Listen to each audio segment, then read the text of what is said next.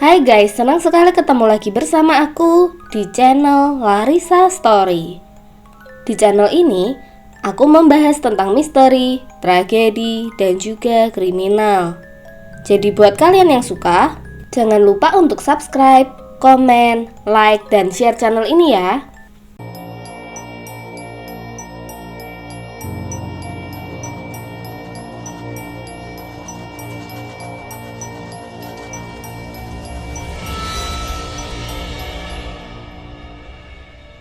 Freddie Mercury.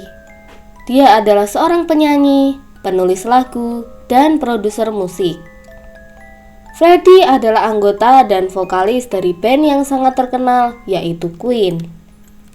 Salah satu lagu mereka yang legendaris adalah Bohemian Rhapsody.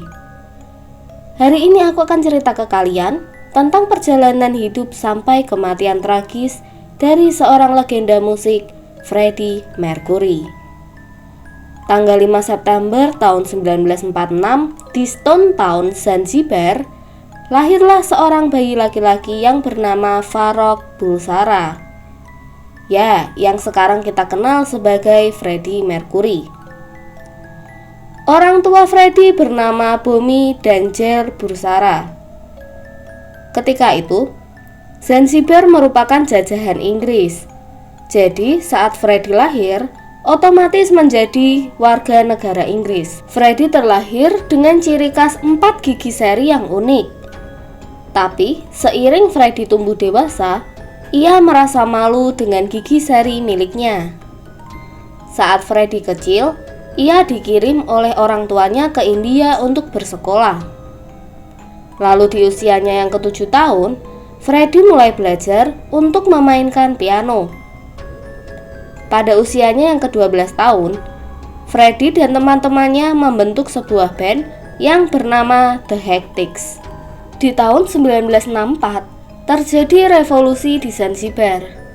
Ini membuat orang tua Freddie memutuskan untuk pindah ke Inggris. Di Inggris, Freddie melanjutkan kuliah dan lulus di tahun 1969. Lalu setahun kemudian, tepatnya di bulan April tahun 1970, Freddie bertemu dengan Brian May dan Roger Taylor.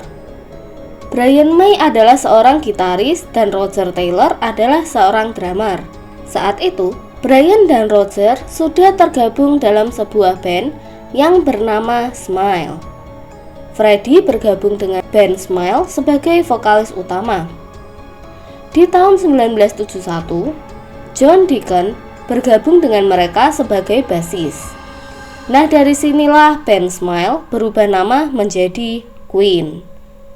Band Queen ini mulai merilis album pertama mereka di tahun 1973. Grup band Queen mencetak 2 album lagi di tahun 1974. Tapi sayang, ketiga album pertama mereka ini belum menarik perhatian orang-orang di Inggris ataupun Amerika Serikat.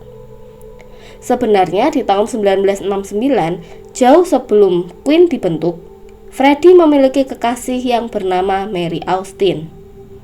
Jadi Mary Austin ini sudah menemani Freddie sejak sebelum terkenal. Tidak mau menyerah, di tahun 1975, grup band Queen kembali melahirkan album yang berjudul Night at the Opera. Dan di dalam album inilah ada lagu mereka yang sangat terkenal, yaitu Bohemian Rhapsody. Lagu Bohemian Rhapsody ini ditulis oleh Freddie Mercury yang memiliki durasi cukup panjang, yaitu 5 menit 55 detik.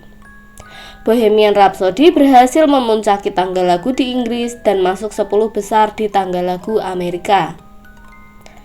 Tadi di awal aku bilang kalau si Freddie ini agak insecure dengan bentuk giginya. Tapi dia itu yakin kalau bentuk giginya inilah yang membuat Freddie menjadi penyanyi yang punya rentang vokal 4 oktav. Selain menyanyi dan menulis lagu, aksi panggung Freddie juga sangat mengesankan. Setelah itu, beberapa lagu Queen yang lain juga meraih kepopuleran, seperti Killer Queen, We Are the Champion, Somebody to Love, dan lain-lain. Setelah ketenarannya, Freddie mulai berselingkuh dengan seorang pria dari Amerika Serikat. Dan di tahun 1976, Freddie akhirnya memberitahu Mary Austin tentang orientasi seksualnya. Dan di saat itu juga Mary dan Freddie sepakat untuk mengakhiri hubungan mereka. Mungkin sebenarnya saat itu Freddie masih mencintai Mary Austin, tapi Mary Austin tidak bisa menerima jika si Freddie ini biseksual. Jadi pada saat mereka putus itu, Freddie membeli sebuah apartemen untuk Mary Austin yang letaknya tidak jauh dari rumah Freddie. Mary Austin dan Freddie tetap menjadi sahabat dekat.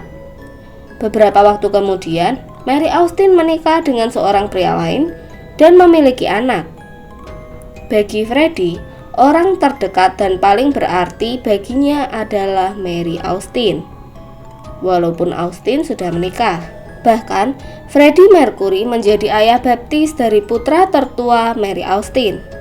Setelah putus dari Mary Austin, Freddie sering berpesta di klub homoseksual dan melakukan hubungan sejenis. Akibat dari hubungan sejenis inilah, Freddie akhirnya tertular HIV. Di akhir tahun 1986, Freddie mulai melakukan uji darah untuk HIV dan AIDS. Dan di bulan April tahun 1987, Freddie dinyatakan positif AIDS. Dan sejak saat itu, Freddie vakum dari band Queen karena kesehatannya yang terus menurun. Kabar tentang penyakitnya merebak luas, tapi Freddie dan teman-teman dari Queen terus menolak kabar itu. Sampai di pertengahan tahun 1991, Freddie memutuskan untuk pensiun. Tubuh Freddie makin lemah. Di saat-saat inilah Mary Austin selalu datang untuk merawat Freddie. Tapi sayang, kesehatannya terus menurun. Hingga akhirnya Freddie mulai kehilangan penglihatannya. Bahkan tubuhnya sudah tidak bisa lagi bangun dari tempat tidur karena terlalu lemah.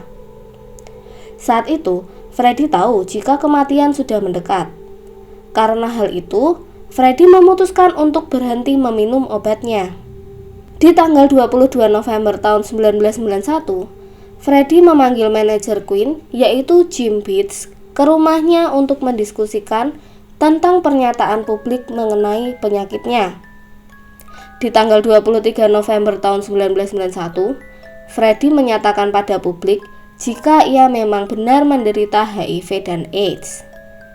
Hanya selang sehari setelah mengeluarkan pernyataan pada publik, tepatnya di tanggal 24 November 1991, Freddie Mercury meninggal dunia di rumahnya pada usianya yang ke-45 tahun. Nah itu tadi guys, kisah hidup seorang Freddie Mercury. Jika kalian punya pendapat, jangan lupa tulis pendapat kalian di kolom komentar. Terakhir, thank you buat yang sudah nonton video ini sampai akhir, dan mohon maaf jika ada salah-salah kata dan penyebutan. Please dukung channel ini dengan subscribe, like, komen, dan share sebanyak-banyaknya ya. And see you on the next video. Bye-bye.